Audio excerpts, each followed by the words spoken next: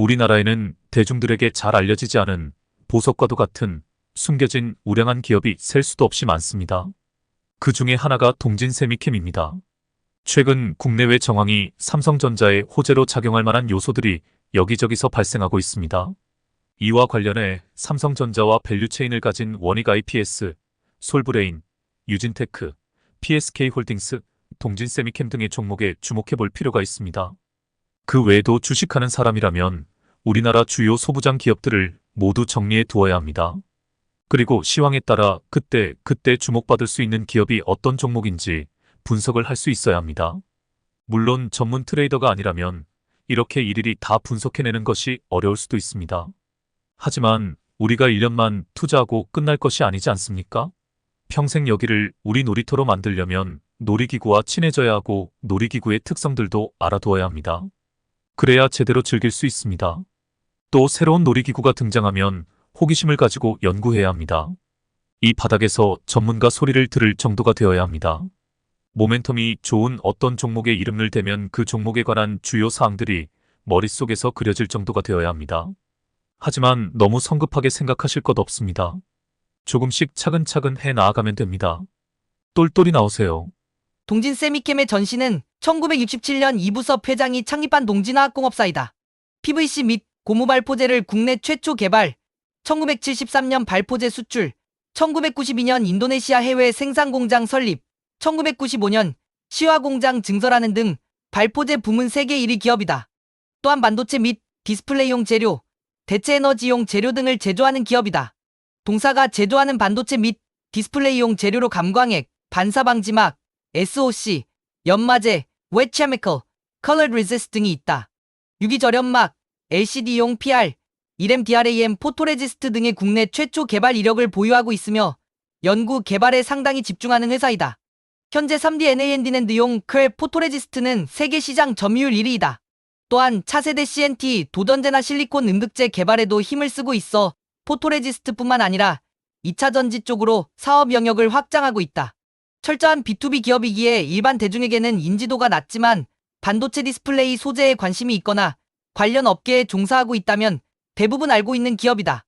국내 주요 고객사는 삼성전자, LG디스플레이, SK하이닉스 등으로 안정적인 매출처를 보유하고 있다. 2021년 연결 기준 매출 1조 1613억 원을 기록하며 1조 원 매출 돌파를 이뤘다. 주요 제품은 반도체 및 디스플레이 공정용 화학물질이다. 신발 밑창, 장판지 등 건설자재, 자동차 내장재에 주로 사용되는 산업용 기초소재인 발포제 사업도 영위하고 있다. 반도체 미세회로 구현해 필수품인 포토레지스트 생산 업체로 대표적으로 크래프, RF 임mersion 포토레지스트가 있다. 동진세미캠은 1989년 세계에서 네 번째, 국내 최초로 반도체용 포토레지스트를 개발한 국내 대표 소부장 업체다. 솔브레인, 후성 등의 소재 기업들처럼 2019년 일본의 대한국 수출 통제 이후 국내 반도체 공급망 안정성 확보의 필요성이 부각되며 인지도가 많이 올라간 셈이다.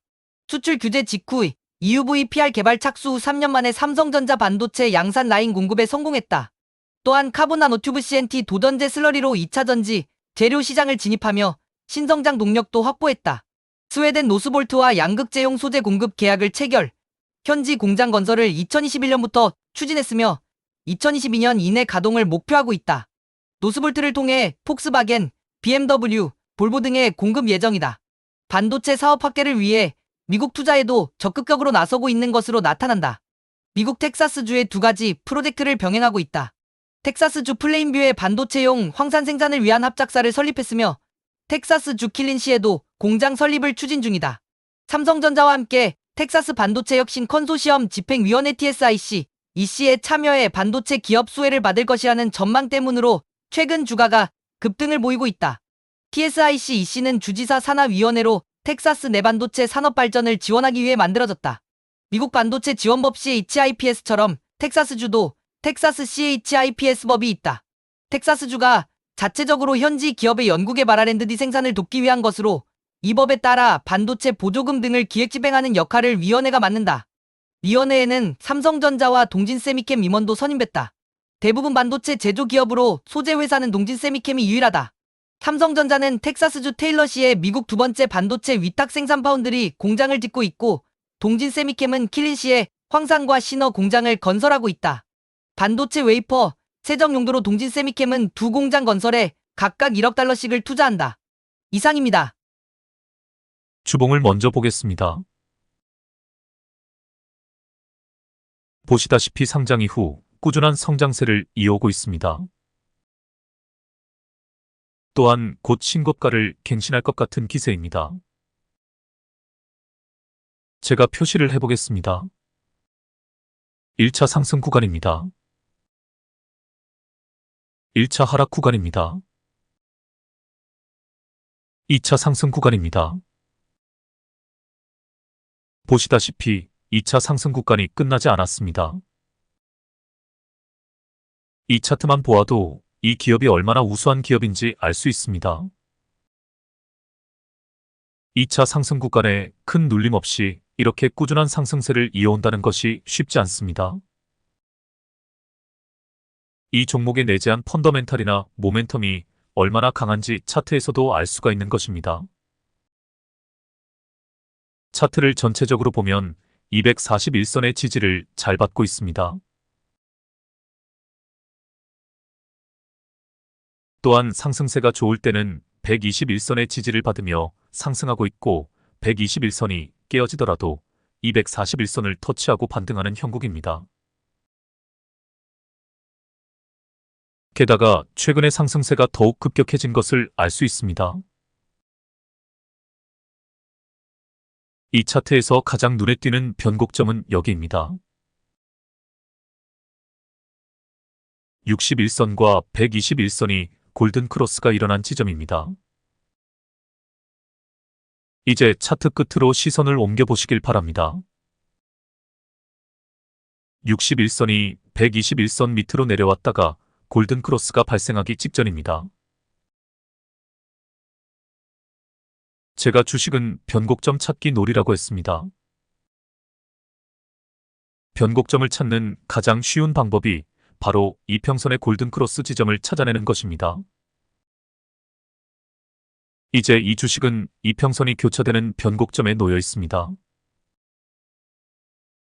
시황과 이슈에 따른 시세 분출이 예고되어 있다고 해도 과언이 아닙니다. 일봉으로 가보겠습니다. 전체적인 그림은 주봉에서 확인했으니 최근 부분만 보겠습니다. 이것도 너무 방대하네요. 더 최근 부분만 확대해 보겠습니다. 요 정도로만 놓고 차트를 분석해 보겠습니다. 급등락을 반복하고 있지만 최근에 저점과 고점이 점점 높아지는 것이 눈에 들어옵니다. 우상향하는 차트가 틀림없습니다. 이런 차트에서 매매할 때에도 저점에서 반등하는 자리를 찾는 것이 좋습니다. 우리는 아직 돌파 매매에 대해서는 본격적으로 공부를 하지 않았습니다. 눌림목 매매를 공부하고 있을 뿐입니다. 그럼 눌림목 매매 관점에서 이 차트를 보겠습니다. 차트를 좀 더 최근 부분만 확대해 보겠습니다. 이런 차트를 저는 또 제가 기억하기 좋으라고 퐁당퐁당 패턴이라고 이름을 붙였습니다. 수면 밑으로 가라앉았다가 튀어오르고 다시 가라앉았다가 튀어오르고를 반복하고 있습니다. 저는 이 차트를 보면서 공중부양선의 탁월한 기능을 다시 한번 체감하게 됩니다. 제가 표시를 해보겠습니다. 반등하는 지점에는 어김없이 골파기가 등장합니다. 네 번째 골파기 지점에 주목해 보시길 바랍니다. 최근에 주가가 급등하면서 공중부양선이 전체적으로 붕 떠버렸습니다. 그것만 없었다면 공중부양선이 이 지점도 골파기 지점이라는 것을 선명하게 나타내줍니다. 제 매매 기법을 한마디로 정의한다면 골파기 지점에서 매수 타점을 잡아라입니다. 특히 이렇게 등락폭이 큰 차트에서 골파기는 그 진가를 발휘합니다.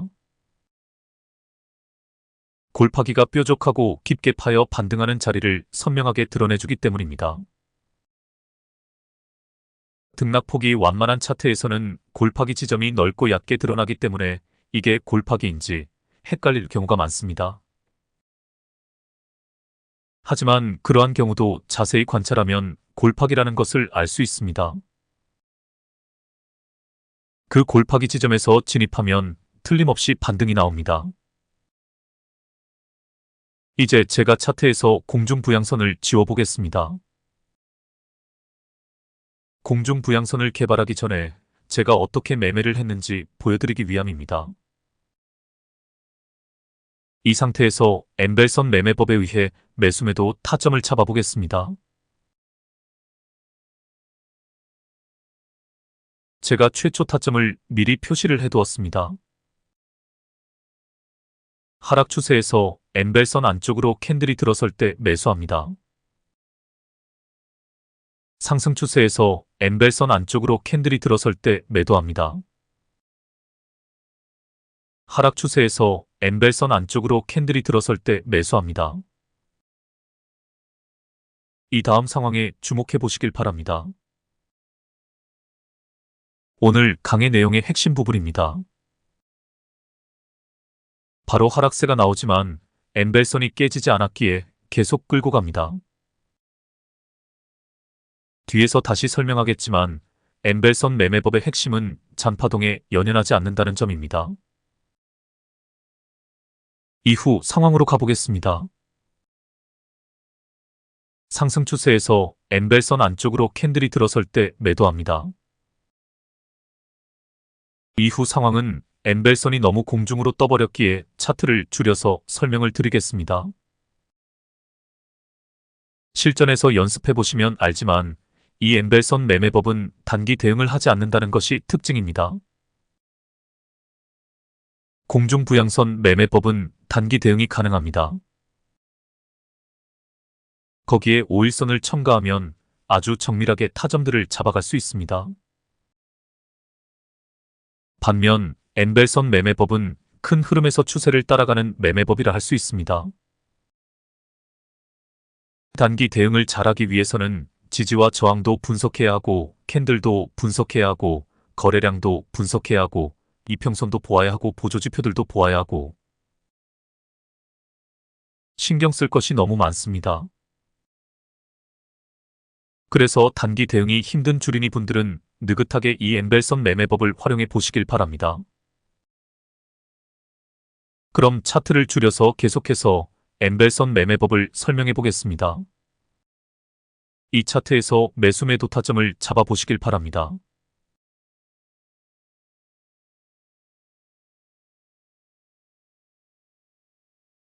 일단 이 두 부분에 주목해 보시길 바랍니다. 두 지점 모두 엠벨선 안쪽으로 캔들이 들어섰습니다. 하지만 차이점이 있습니다. 그게 뭘까요? 그렇습니다. 앞부분은 상승 추세에서 캔들이 안쪽으로 들어왔습니다. 반면 두 번째 타점은 확연하게 하락 추세에서 캔들이 안쪽으로 들어섰습니다. 헷갈리시면 61선을 확인해 보면 됩니다. 첫 번째 타점에서 61선은 횡보 내지 약상승하고 있습니다. 반면 두 번째 타점에서는 확연하게 61선이 하향 추세입니다. 그래서 첫 번째 타점은 잘못된 타점이고 두 번째 타점이 올바른 타점입니다. 엠벨선 매매법에서 가장 주의해야 할 사항입니다. 이제 매도 타점을 잡아보시길 바랍니다. 여기입니다. 다음 매수 타점을 잡아보시길 바랍니다. 여기입니다.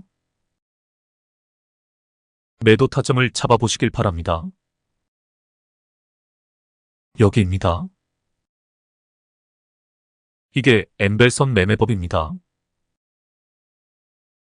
발빠르게 대응하는 스윙 매매라고는 할 수 없지만 느긋하게 수익을 창출할 수 있는 매매법입니다. 앞에서도 이야기했지만 잔파동에 흔들리지 않는 장점을 가진 매매법입니다. 사실 이 매매법은 많은 트레이더들이 사용하고 있는 매매법이기는 합니다.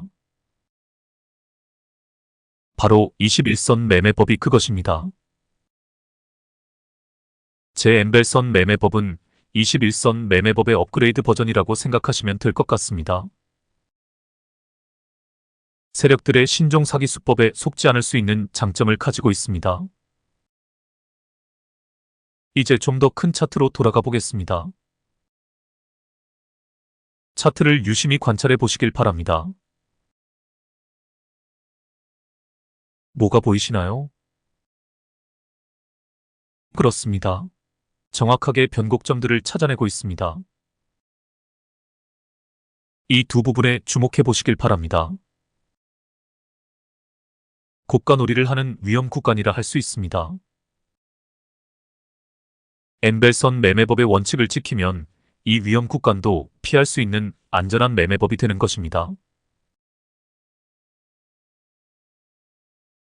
앞에서 공중 부양선을 이용해서 골파기 지점에서 매수 타점을 잡는 것을 보았습니다.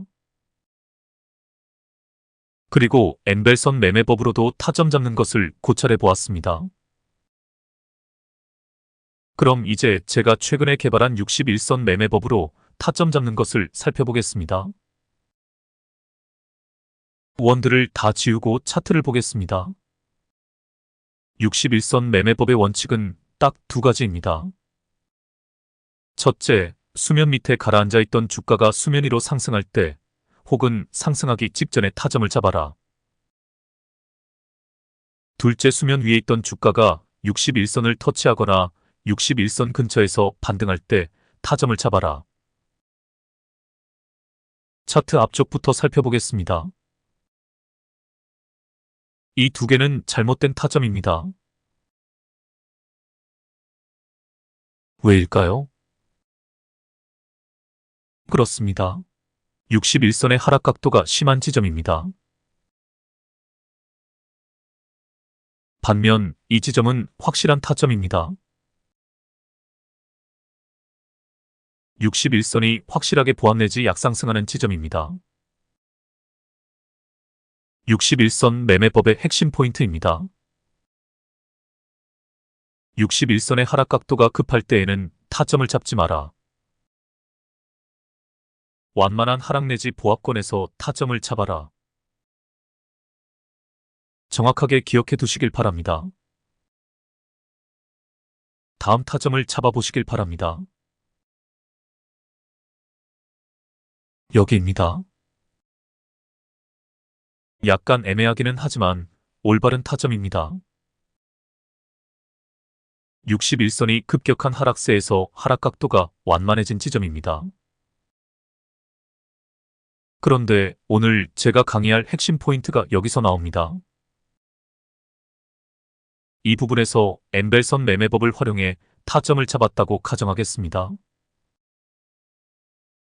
그럼 61선 매매법은 무의미해집니다. 왜냐하면 밑에서 이미 타점을 잡고 엠벨선을 깨지 않고 상승하기에 쭉 끌고 가면 되는 것입니다. 즉, 여기서 이미 타점을 잡았기 때문입니다. 그러므로 엠벨선 매매법과 61선 매매법을 함께 병행하는 것이 좋다. 이것이 오늘의 결론입니다. 공중부양선 매매법은 단기 대응을 좋아하는 중고수들이 활용하면 좋고 주린이 분들은 엠벨선 매매법과 61선 매매법을 병행해서 활용하시는 것을 권하도록 하겠습니다. 이 부분도 마찬가지입니다. 밑에서 이미 타점을 잡았고 엠벨선이 깨지지 않았기에 그냥 끌고 가면 됩니다. 61선을 돌파한 후 조정을 보이고 61선 밑으로 가라앉은 주가가 다시 튀어오르고 61선을 터치하고 도 반등합니다. 이렇게 단기적으로 급등락을 반복할 때 잘못 대응하면 계좌가 나도 모르게 녹아납니다. 하지만 이 급등락이 모두 엔벨선의 지지를 받으며 그 안에서 놀고 있습니다. 즉 대세는 상승 추세란 뜻입니다. 이런 경우는 엔벨선이 깨지지 않았기에 계속 끌고 가는 것입니다. 이 부분도 마찬가지입니다. 밑에서 타점을 잡고 급등이 나와도 느긋하게 기다립니다. 엔벨선이 깨지지 않았기 때문입니다. 이 부분도 마찬가지입니다. 이렇게 보니 엔벨선 매매법만 있으면 61선 매매법은 별 소용이 없는 것처럼 보이기도 합니다. 하지만 꼭 그렇지만은 않습니다.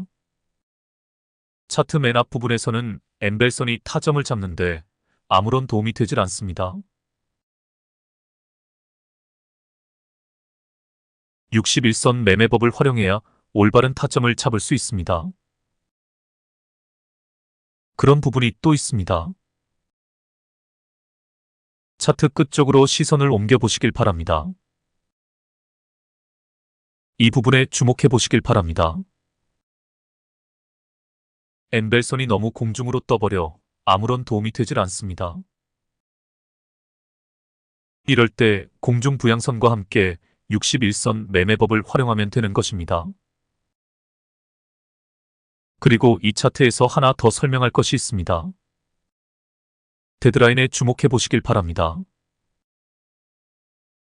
주가는 급등락을 반복하지만 데드라인은 큰 변동 없이 수평선을 이어갑니다. 즉, 이 구간의 주가의 흐름이 전체적으로 보면 보합권 혹은 박스권이란 뜻입니다. 그런데 가만히 살펴보시면 61선이 데드라인과 이격이 좁아지는 지점이 있습니다. 바로 이런 자리에서 급등이 나오게 되어 있습니다. 힘이 응축된 지점들이기 때문입니다. 여하튼 엔벨선과 61선 매매법을 조합해서 실전에서 잘 활용해 보시길 바랍니다. 이렇게 전체적인 그림을 가지고 매매를 하되 더 정밀하게 타점을 잡고 싶으면 공중부양선을 활용하시면 되겠습니다. 다음 차트로 가보겠습니다. 아미코젠 주봉입니다. 똘똘이 나오세요. 아미코젠은 지난해부터는 일본 제약사와의 프로젝트가 진행됨에 따라 이달 처음으로 7ACA 생산용 CX 요소가 수출될 예정이라고 25일 밝혔다. 이와 더불어 해외 파트너사와의 기술 이전이 상용화되면 내년부터 기술료와 더불어 효소 매출이 크게 늘어날 것으로 기대하고 있다. 아미코젠은 유럽 제약사를 비롯하여 중국의 여러 제약사와의 세파 항생제 중간체 및 항생제 원료의학 API 성공 경험을 축적해왔다. 지난 2022년부터 인도 제약사와 항생제 프로젝트를 진행 중이고 지난해부터 유럽 제약사와 CX, DX 등의 효소 기술을 이용한 항생제 프로젝트를 추진해왔다.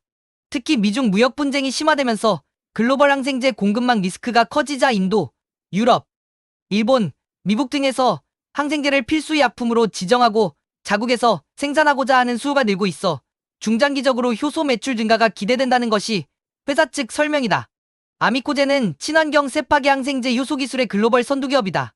코로나19 팬데믹 이후 연쇄상국 균독성 쇼크 증후군 STSS 등과 같은 감염증 위험이 증가되면서 항생제의 중요성이 부각되고 있다. 아미코젠은 20여 년 전 세파계 항생제 중간체인 7ACA 생산용 1단계 효소를 세계 최초로 개발해 상용화에 성공한 이래 현재까지 글로벌 시장 점유율 1위를 유지하고 있다. 2004년 1단계 효소 CA를 개발해 산도지연 노바티스에 기술 이전함으로써 세계 최초로 1단계 효소법으로 7ACA 세파 항생제 최대 규모 핵심 중간체 생산에도 성공했다. 지난 2011년부터 새로운 1단계 고정화 효소 CX를 개발해 중국 시장에 판매를 시작한 이래 지금까지 매년 100톤의 고정화 효소를 판매해 오고 있다. 해당 효소는 누적 100만 톤 이상의 항생제 원료를 생산하는 데 이용됐다.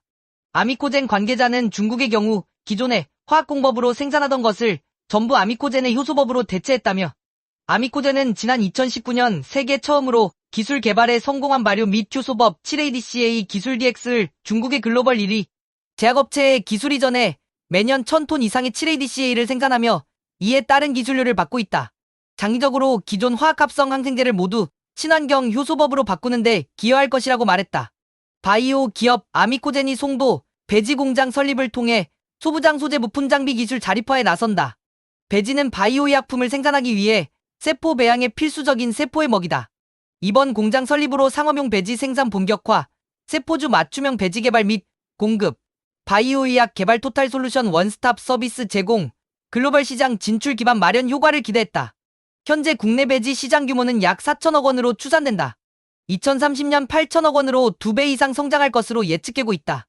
아미코젠은 국내 최초로 바이오 의약품 생산용 대규모 배지 생산 공장을 준공함으로써 90% 이상 해외 수입에 의존하고 있는 배지를 국산화해 해외 의존도를 낮추고 국내 산업 경쟁력 강화에 기여할 것이라고 말했다.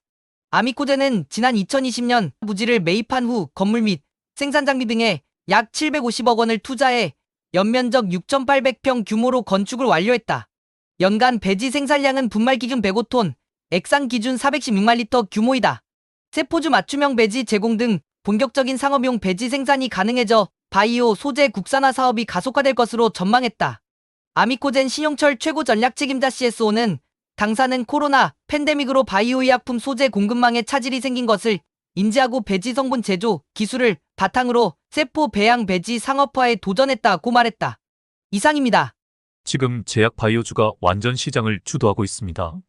다음 달에 열리는 미국 아마케 소식과 8일부터 미국 샌프란시스코에서 열리는 JP모건 헬스케어 콘퍼런스를 시작으로 2분기부터 국제적인 학회들이 줄줄이 예정돼 있다는 점도 투심 회복을 이끌 것이라고 전문가들이 분석을 합니다. 주식시장은 항시 트렌드라는 것이 있다고 말씀드렸습니다.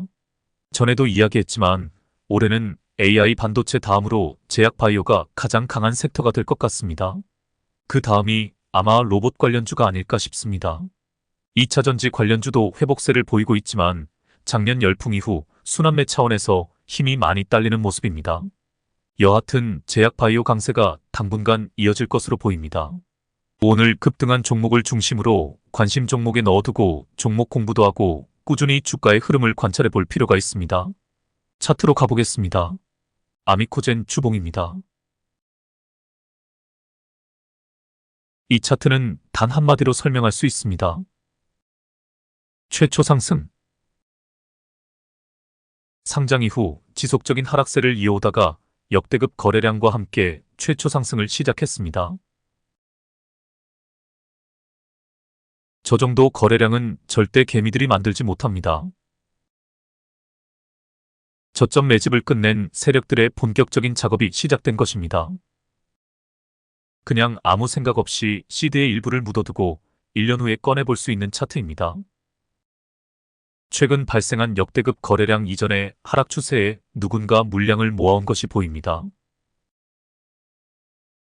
누구긴 누구겠습니까? 주포 세력이겠지요. 뉴스에서도 나오지만 이제 모멘텀이 확실하게 나왔기에 파동을 그리며 올라가는 일만 남았습니다. 눌림이 나오면 추가 매수하는 방식으로 수익을 극대화할 수 있는 차트입니다. HLB 그룹주만큼은 아니겠지만 충분한 수익을 낼 수 있는 종목입니다. 일봉으로 가보겠습니다. 최근 상황만 보겠습니다. 유상증자 시점의 주가의 위치가 일종의 저항라인 역할을 합니다. 이 저항라인을 뚫었다는 것은 이제 거칠 것이 없다는 뜻이 됩니다. 새로운 호재가 악재를 덮어버렸다는 의미이기도 합니다. 그런데 바로 위에 가장 강력한 매물대 저항라인이 포진하고 있습니다. 위에 매물대 저항라인이 다시 장벽이 되지만 역대급 거래량과 함께 저 저항라인을 뚫어줄 기세를 보이고 있습니다. 장대 양봉 이후 발생한 캔들들도 고무적입니다. 전에 한번 설명을 했습니다. 장대 양봉 이후 조정이 나오지 않고 고점에서 도지형 캔들들이 뜬다면 추가 상승을 충분히 예견해 볼 수 있다고 했습니다. 매도세에 매수세가 밀리지 않기 때문입니다. 설령 조정이 나온다 하더라도 매물소와 음봉 한 2개 정도일 것입니다. 잘 관찰해 보시길 바랍니다. 다음 차트로 가보겠습니다. 오늘 시세가 나온 제약바이오주 일봉만 쭉 돌려보겠습니다. 종목 공부는 각자 해보시길 바랍니다. 옵투스 제약입니다. 전고점을 한 방에 뚫어주는 장대 양봉이 출현했습니다. 제가 선을 그어보겠습니다. 가장 강력한 저항 라인마저 뚫어버렸기에 이제 거칠 것이 없는 모습입니다. 추가 상승이 나올 것이 기대되는 차트입니다. 차트 앞쪽만 확대해서 엠벨선 매매기법 차원에서 주가의 흐름을 보겠습니다. 보이시나요? 엠벨선 타점이? 그렇습니다. 여기입니다. 하락 추세에서 엠벨선 안쪽으로 캔들이 들어선 시점입니다. 공중부양 타점과는 약간의 차이점이 있습니다. 공중부양 타점은 여기와 여기입니다. 공중부양 타점이 더 정확한 타점이기는 합니다. 매도 타점도 차이점이 있습니다. 공중부양 타점은 여기입니다. 엠벨선 타점은 여기입니다. 매도 타점도 공중부양선 타점이 훨씬 좋습니다. 하지만 매번 그런 것은 아닙니다. 반대 상황도 충분히 나옵니다. 그래서 두 가지를 조합해서 사용하는 것이 가장 이상적이기는 합니다. 다음 상황도 보겠습니다. 여기는 가짜 타점입니다. 엠벨선 안쪽으로 캔들이 들어서기는 했지만 하락 추세에서 엠벨선 안쪽으로 들어선 것이 아니기 때문입니다. 상승 추세에서 엠벨선 안쪽으로 캔들이 들어서면 잘못된 타점이라고 했습니다. 여기가 올바른 타점입니다. 하락 추세에서 엠벨선 안으로 캔들이 들어섰기 때문입니다. 이 점을 항시 유념하셔야 합니다. 그리고 이 부분에서는 엠벨선 타점이 더 좋습니다. 왜냐하면 공중부양선 타점은 공중부양선을 밑에서 위로 뚫어주는 캔들에서 타점을 잡아야 하기 때문입니다. 이후 매도 타점을 찾아보시길 바랍니다.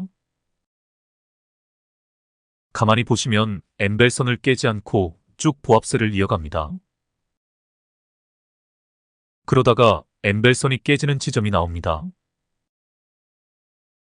제가 차트를 좀 키워서 보여드리겠습니다. 차트를 키우면 엠벨선이 좀 달라집니다. 여기가 되겠네요.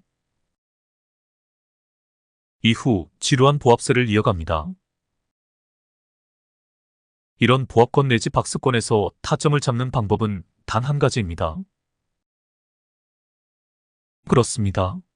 바로 의미 있는 거래량이 발생했을 때입니다. 바로 이 자리입니다. 여기서부터 세력들의 본격적인 작업이 시작된 것입니다.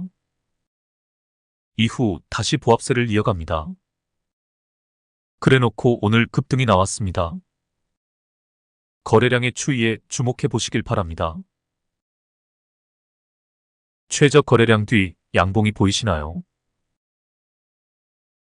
세력은 팔고 나갈 사람이 없을 때까지 기다린 것입니다. 그래놓고 오늘 급등을 시킨 것입니다. 이것을 꼭 기억을 해두셔야 합니다. 호재 뉴스가 나올 때는 이미 세력들의 사전 작업이 다 끝난 시점이다. 즉, 저점 매집을 다 해놓고 뉴스만을 기다린 것입니다. 혹은 뉴스를 의도적으로 흘린 것입니다. 주식시장에서 개미가 세력을 이길 수 있는 방법은 딱 한 가지입니다.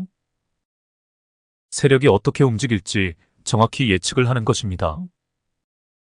그것을 찾을 수 있는 근거는 차트에 모두 숨어 있습니다. 차트 분석 전문가가 되지 않고는 절대 세력을 이길 수 없습니다. 그래서 우리는 오늘도 이렇게 열심히 차트 공부를 하는 것입니다. 오늘은 여기서 마치겠습니다. 영상을 만들다 보니 또 너무 많이 길어졌네요. 오늘 시세가 나온 바이오 종목들도 모두 차트 공부, 종목 공부를 해두시기를 바랍니다. 눌림이 나올 때 정확히 타점을 잡으면 됩니다.